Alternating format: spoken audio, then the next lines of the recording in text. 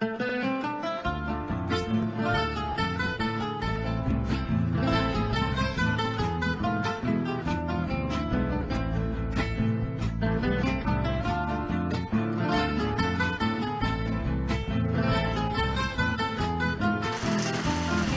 there everyone, we are at the build site at the number 3 school in Jardines de Apoyo.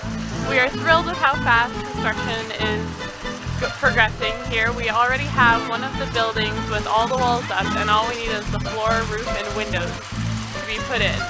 Today our volunteers are lugging cement so that on the other building the walls can be finished.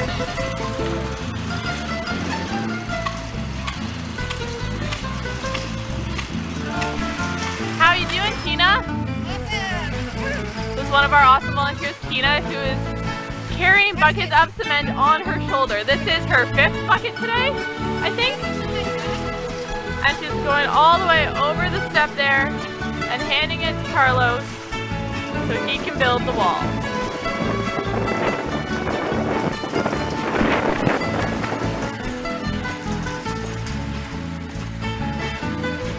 Here we have Carlos pouring cement into the holes in the bricks where the rebar is that holds the wall nice and straight and firm.